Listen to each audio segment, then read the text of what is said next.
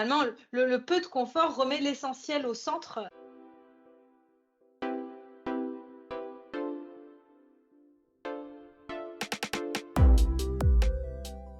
C'est vrai que depuis le début de cette interview, quand je t'écoute, alors bon, j'ai déjà foi en l'humanité quand même, malgré les horreurs du monde, mais vraiment depuis qu'on a commencé, j'ai vraiment cette sensation où tu as toi aussi cette foi en l'humanité et que ça t'a d'autant plus, renforcé cette idée depuis que tu es parti au Népal et depuis que tu œuvres et depuis que tu as créé l'association.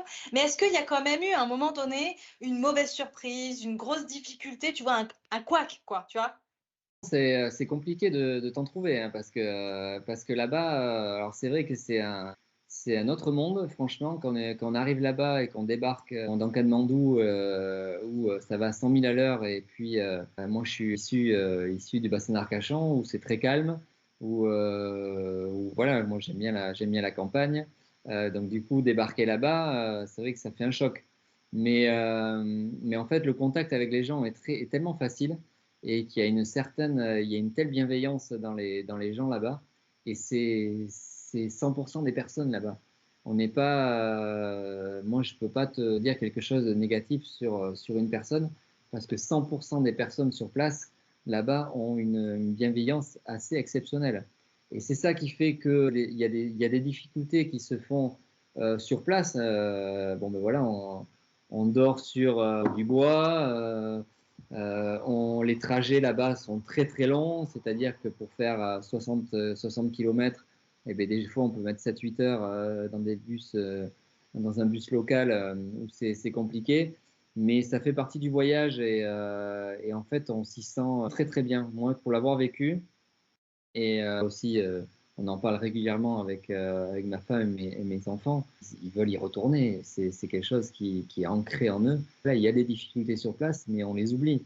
Et on les oublie parce qu'il y a tellement de positif que ça prend le dessus.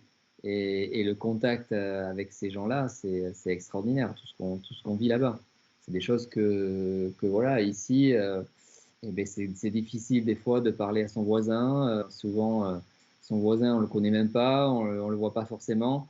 Là-bas, c'est très courant. Tout le monde est dehors, tout le monde se parle, tout le monde, voilà. Donc, on s'y sent très bien. Le négatif, il y en a, mais le positif prend tellement le dessus qu'on l'oublie très vite. Oui, en fait, finalement, dans ce que j'entends, le positif, c'est vraiment la relation et l'authenticité des liens et de la richesse humaine, hein, des Ouais, liens qu'on peut avoir avec les personnes malgré la langue, finalement, qu'on ne parle pas la même, ouais, hein. Mais au-delà de ça, enfin, quand tu me parles des difficultés, enfin, en tout cas, les 2 que tu m'as cités, sortie de zone de confort pour nous, Européens, où on ouais, a ultra de confort. Parce que oui, nous, on a des autoroutes, on peut rouler à voilà. 130 sur l'autoroute, et cetera. Bon, bien sûr, une piste 60 kilomètres avec des trous, forcément qu'on roule moins vite, ça me paraît Ouais. évident.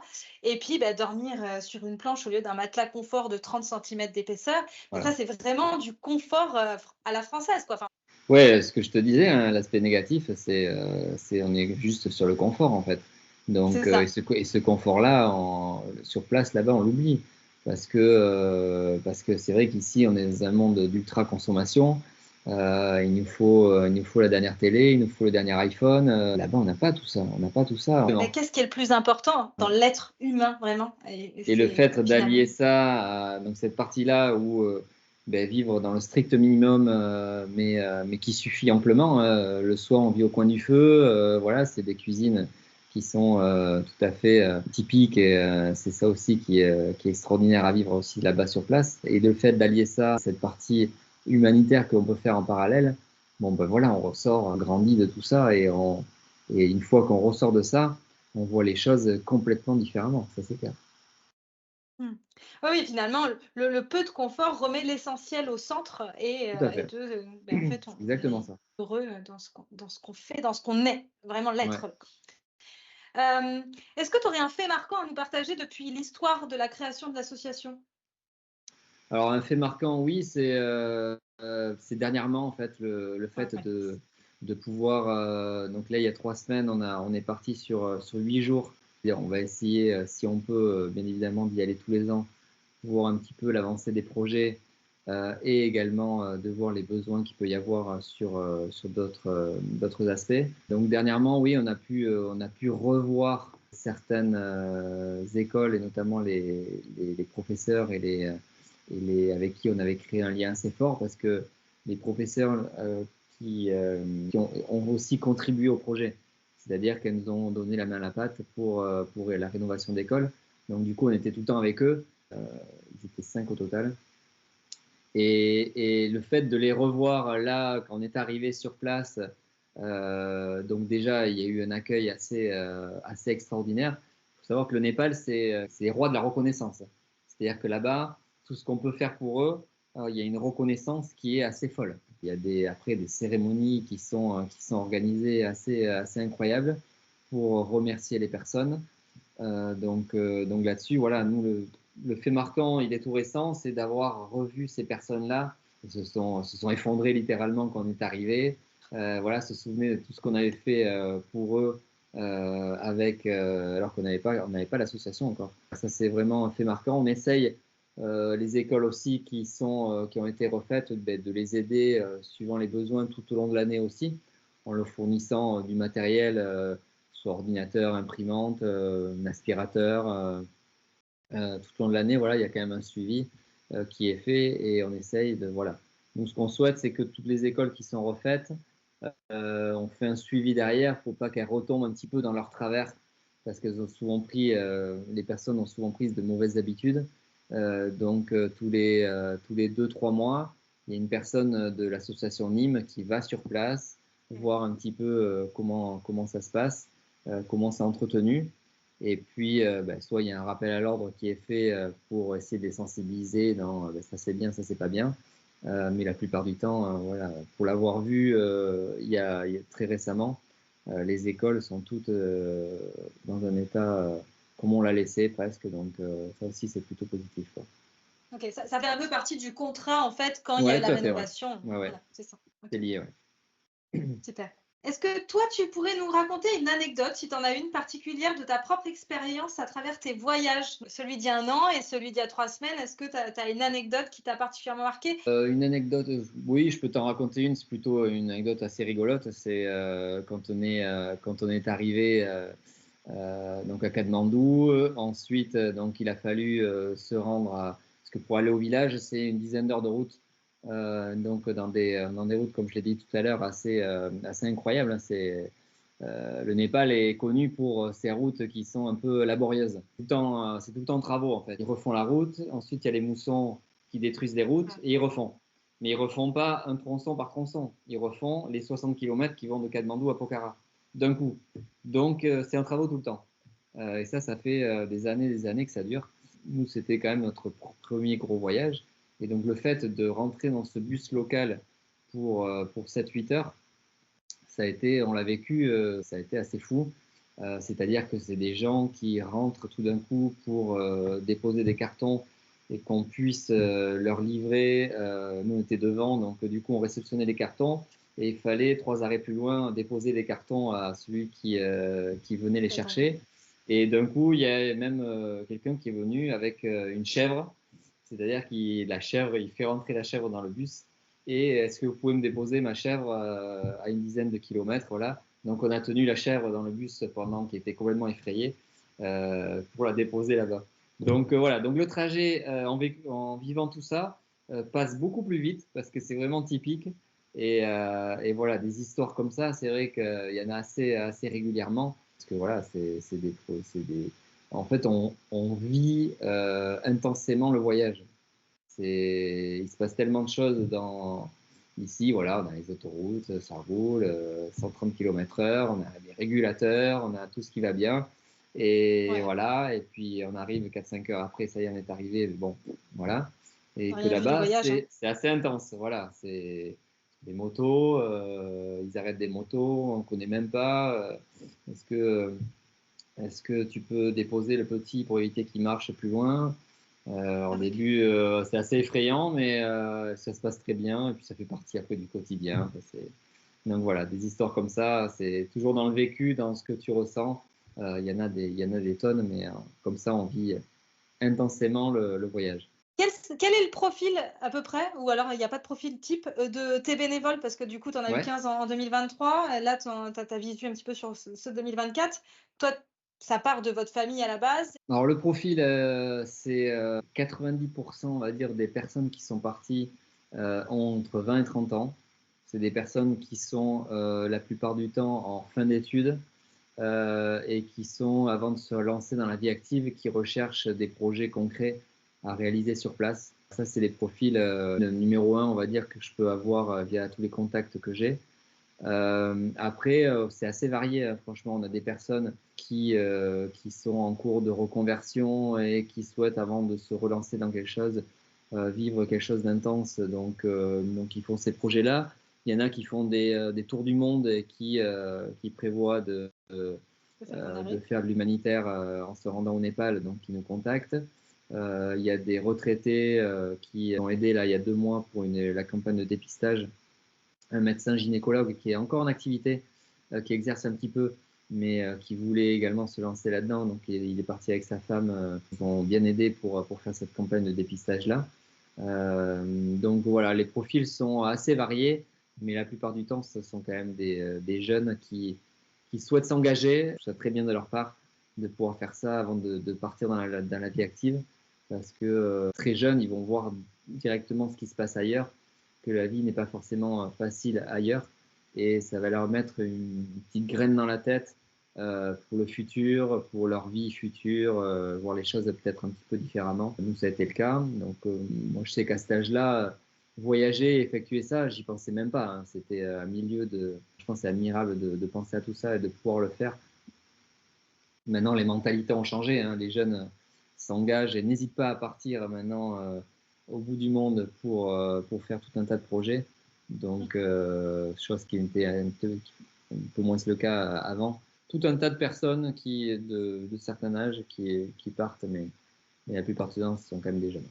C'est super encourageant, je trouve, sur la vision qu'on peut peut-être avoir des jeunes et tout ça. Finalement, tu es en train de me dire Ouais, que, c'est quand même, voilà, les jeunes qui sont, tout juste arrivés dans la vie active, en ouais, sortant des études, qui décident de s'engager, et pourtant le terme engagement, on sait à quel point il peut faire peur. ouais, Pour la plupart des adultes quand même. Là, c'est quand même un engagement certain, et puis comme tu l'as dit, c'est vraiment du début du projet jusqu'à à la bien sûr, finalité du projet. Donc en fait, tu engages vraiment tes bénévoles à être présents du début à la fin. Donc c'est pas c'est ça. juste, je viens donner un coup de peinture et je m'en vais, quoi. Ah non, non, c'est des personnes vraiment qui s'impliquent au-delà d'être jeunes et qui n'ont même pas forcément commencé dans la vie active, qui s'engagent complètement dans le projet, hein. Pas forcément le recul nécessaire pour essayer de trouver des financements au projet initial.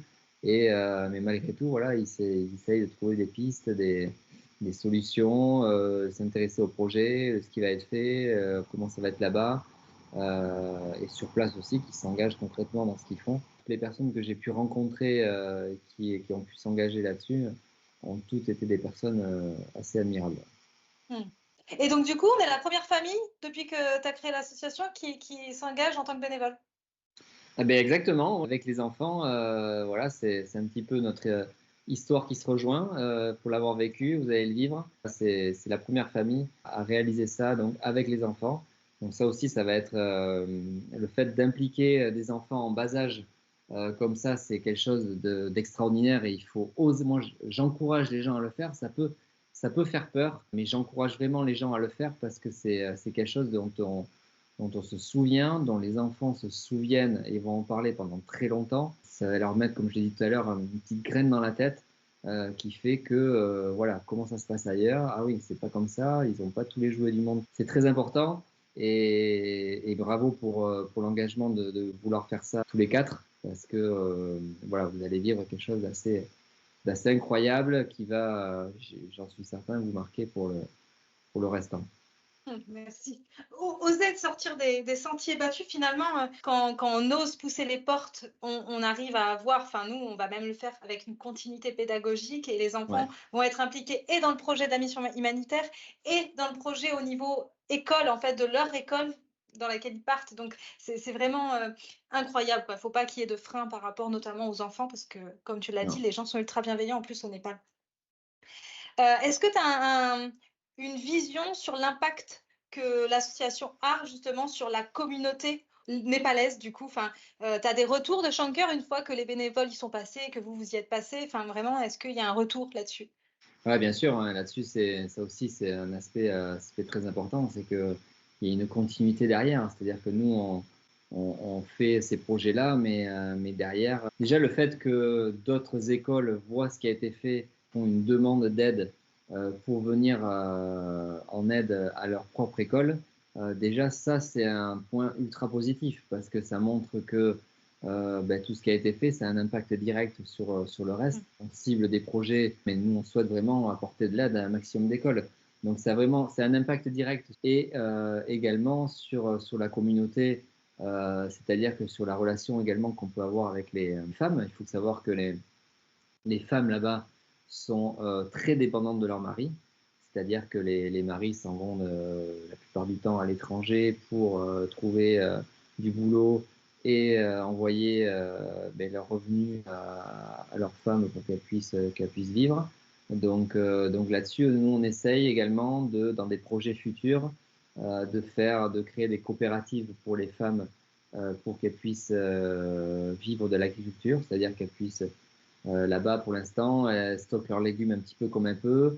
La plupart du temps, les légumes, eh ben, ils n'ont pas le temps d'être emmenés dans des marchés pour être vendus parce qu'ils pourrissent. Donc, il n'y a pas forcément les transports nécessaires pour pouvoir acheminer ces légumes-là sur les marchés. Donc, nous, ce qu'on souhaite faire et mettre en place, créer des coopératives, des formations également qui seront effectuées pour former ces femmes sur la gestion un petit peu autonome de tout ça, mais toujours il y a un lien qui est assez fort entre elles. Donc sur la communauté, voilà, on veut qu'il y ait un impact le plus positif possible. Et sur les écoles, ce qui fait plaisir à voir également, c'est que l'école, par exemple, qui a été rénovée l'année dernière, donc il y en a une qui était de 50 élèves, bon, maintenant ils sont 65, et celle de 30, ben, maintenant ils sont 40. Donc, bon, c'est par rapport à la proportion de l'école, mais l'école qui était la plus pauvre de la région qu'on a pu faire, bon, maintenant, il fait partie de l'école de référence. Donc là-dessus, on a des enfants qui étaient dans d'autres écoles aux alentours, maintenant qui sont venus là au vu des conditions. Donc ça aussi, ça fait plaisir à voir et c'est un point très positif du fait que, voilà, pour l'instant, on s'est focalisé sur une région parce que c'est celle qu'on connaît le mieux, voilà, mais les besoins sont assez importants partout. On va essayer d'aller d'étendre petit à petit sur d'autres régions. Diffusée sur les autres régions aux Ouais, alentours. Ouais, et rappelons peut-être aussi que, notamment à travers les récoltes de fonds, que tu fais à travers l'asso et sur les projets spécifiques, oui, par Hello Asso, hem, c'est aussi pour faire travailler l'économie circulaire et donc faire travailler et les artisans exactement. et on prend les matériaux et le matériel sur place exprès pour faire travailler aussi un maximum tout le monde. Tout à fait, ça tu fais bien d'en parler, c'est très important. Nous, quand on était parti il y a plus d'un an, on essayait de trouver pour envoyer sur place, de faire des collectes ici de fournitures et puis de les envoyer. Mais déjà, l'envoi est quasi impossible parce que ça coûte très très cher. Donc ça, on a vite laissé tomber. Il faut mieux trouver des financements pour faire marcher l'économie locale. C'est-à-dire que là-bas, bon, le matériel déjà est beaucoup moins cher. Donc, on arrive à fournir en grande quantité sur des écoles avec des prix qui sont tout à fait abordables. Le but, c'est voilà, de faire marcher au maximum l'économie locale. Et les artisans avec qui on travaille sur place sont d'une compétence assez incroyable aussi. Que ce soit les peintres, les maçons, les menuisiers, enfin voilà. On tient aussi à en faire travailler aussi un maximum et ils sont tous très compétents dans ce qu'ils font.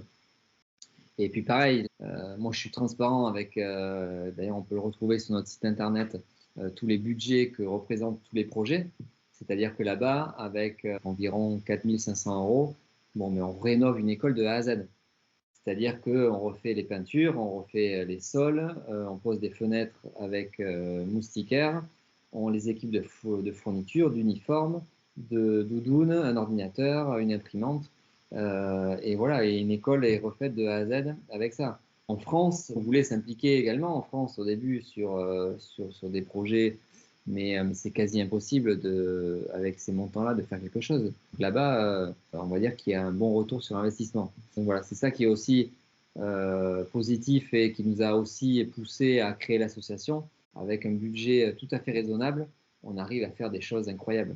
Donc ça Ouais, tu aussi, aides le plus c'est grand nombre avec voilà, une enveloppe qui est quand même divisée par 2, voire par 3 par rapport à ce qu'on pourrait faire. largement, largement, Mm, mm, largement. c'est ça. Et encore Super. par 3, je pense que tu es un peu courte. Ouais, ouais, ouais, non, mais Ah pas, ouais, ça dépend. Oui, pas une école entière, enfin, pas avec les ouais, non, non, matériels et ouais, tout ça, pas, ouais, pas tout ouais, compris. Quelques ouais, fenêtres à rénover. ouais, voilà. Quand je t'entends dans tes réponses et tout, j'ai l'impression que tu as toujours été organisé, enfin, au niveau association. Tu avais déjà été membre d'une association, tu étais déjà ultra actif comme ça dans une asso, ou c'est une toute première aussi là-dessus pour toi? Alors non, c'est vraiment une toute première dans l'organisation d'une association. J'ai toujours eu cette vision du fait que dans tous les emplois que j'ai pu avoir, bon, j'essayais toujours quand même, j'ai vite évolué parce que en termes d'organisation, de prise en main des choses, etc., de logistique, voilà, c'est quelque chose qui me plaît et dans lequel je me retrouve. Donc souvent, essayer de gravir les échelons petit à petit pour au final prendre en main cette organisation-là parce que c'est quelque chose qui me plaît. Dans l'association, voilà, alors j'ai pu être aidé par des personnes compétentes en amont pour me donner des conseils et pour me dire comment ça marchait parce que voilà, on peut pas faire ce qu'on veut.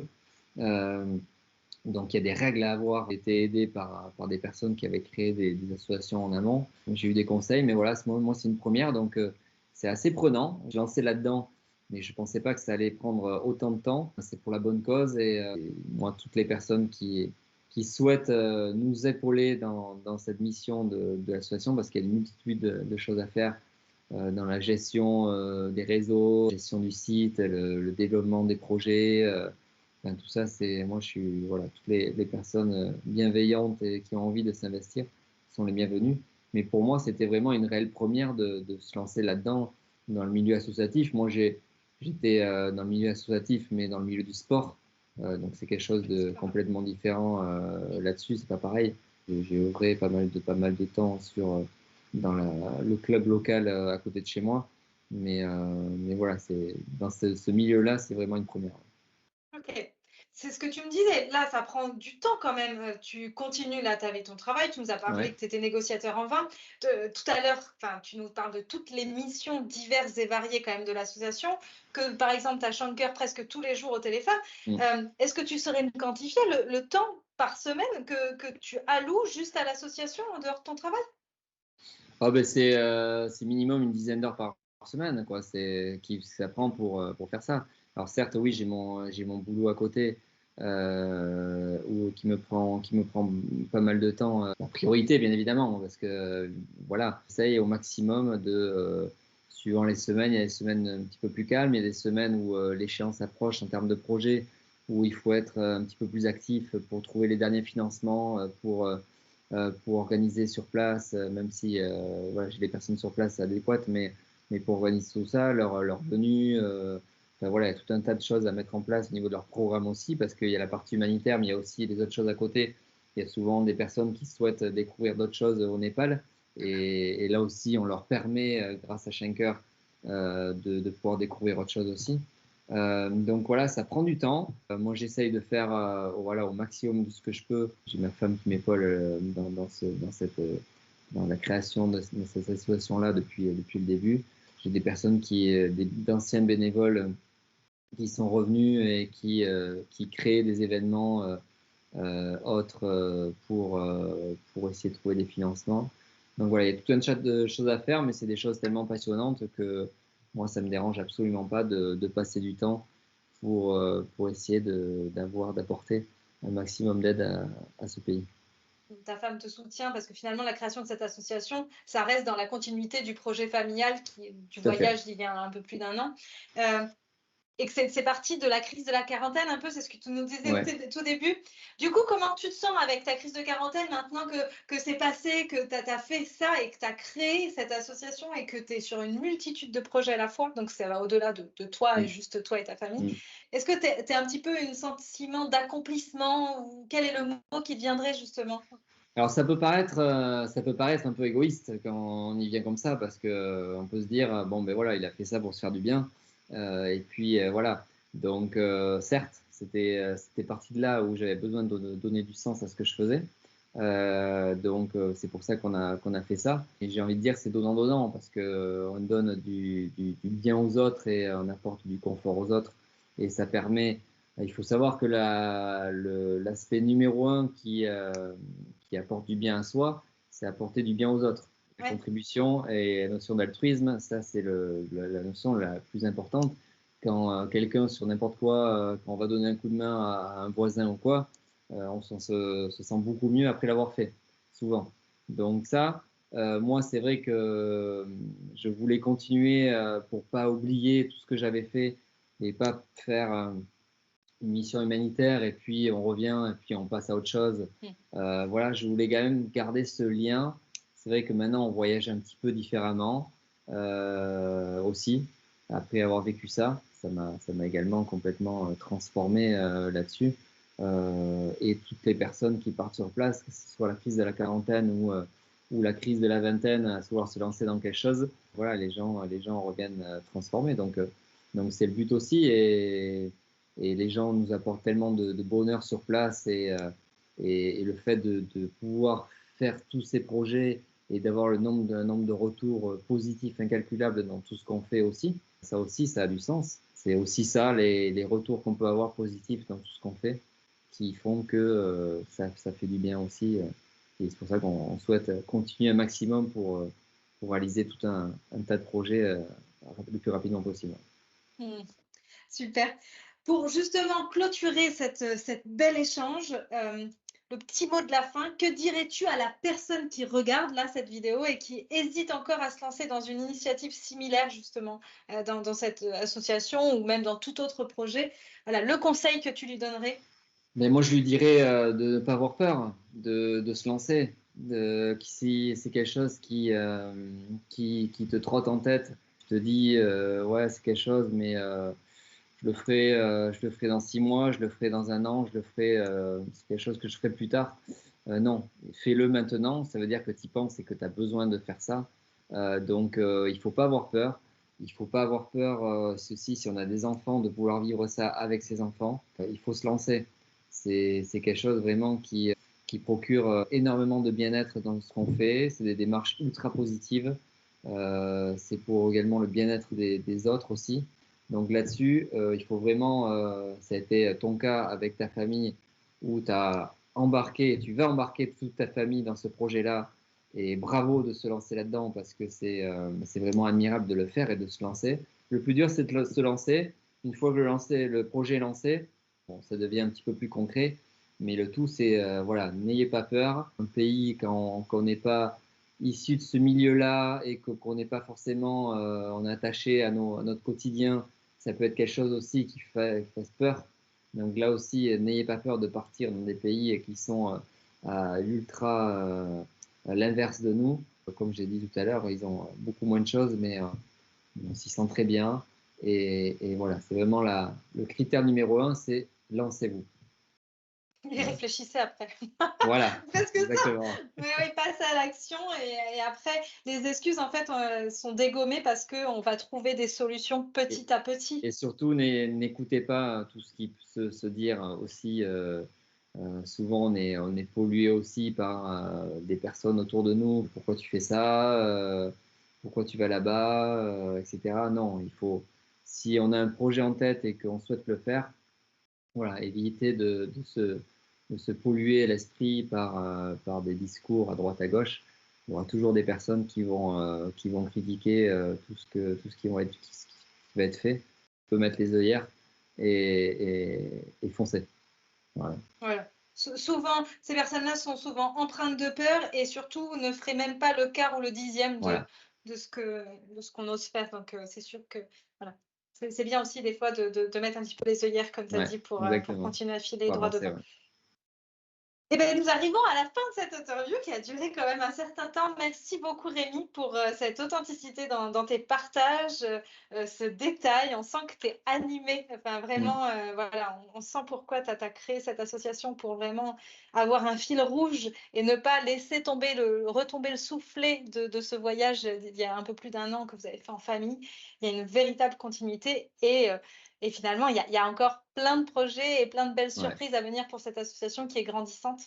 Tout à fait. Et puis, un petit mot sur toi, hein. Je tenais aussi à en parler. Je sens que toi aussi, tu es animé de ce projet-là avec ton mari et tes deux enfants. Là aussi, moi, je suis aussi reconnaissant de tout ce que vous faites parce qu'il y a des événements qui vont être lancés là, quand même du grande ampleur, hein, qu'on n'a pas l'habitude de faire ça. Ça peut être ça peut faire peur. Mais voilà, de se lancer là-dedans, tu le fais et vous le faites très bien. C'est donc chapeau. Et comme j'ai dit, vous allez vivre une expérience hors du commun, mais en fait, vous mettez tous les ingrédients pour que tout se passe bien. Donc bravo à tout ce que tu fais et tout ce que vous faites. Voilà. Et merci à toi pour ta confiance, merci à toi pour ces mots, merci à tous nos partenaires et les donateurs qui ont pu Ouais, nous aider, hein, autant sur la cagnotte directement de façon monétaire ou sur les dons grâce notamment à l'événement du loto. C'est grâce à toutes ces personnes, finalement, il n'y a pas de petite aide.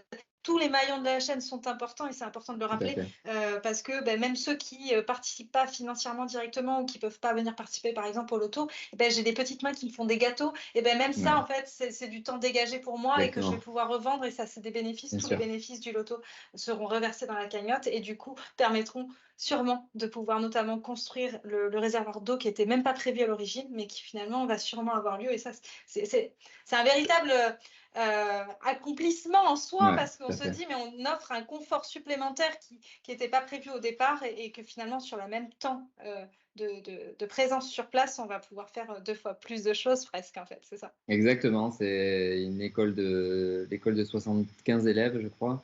C'est ouais, Donc voilà, rénovation complète, plus grâce au financement en plus que l'on pourra avoir. C'est un raccordement qui va servir à ces élèves-là, plus au village aux alentours. Donc c'est extraordinaire. Pour l'instant, ils sont en mode galère pour essayer de trouver de l'eau. Donc voilà, vous allez pouvoir faire ça en plus. Donc c'est super. C'est un projet en plus qui va être finalisé, c'est génial. super et rappelons qu'en fait, sortir de sa zone de confort et dépasser ses peurs, finalement, c'est activer chez vous votre confiance en soi, en fait. Ça permet d'alimenter la confiance en soi, j'ai tendance à le dire, c'est un muscle et si on ne le travaille pas, ça, c'est comme quand vous arrêtez de faire du sport, ben, au moment où vous reprenez, c'est difficile, ça demande beaucoup de dépassement de soi. Pour autant, en fait, une fois que vous êtes Mm. dans cette dynamique, eh ben, on se sent beaucoup plus confiant et encore plus apte à dépasser et à prendre des projets encore plus grands. Donc, voilà, Exactement. foncez, hein, c'est ce que tu disais Foncez. tout à l'heure Tout à finalement. fait. Lancez-vous. Ne pas avoir peur. Voilà. Merci beaucoup Rémi, c'était très Merci chouette Heidi. Merci. et merci à vous d'avoir regardé. Merci. Ciao.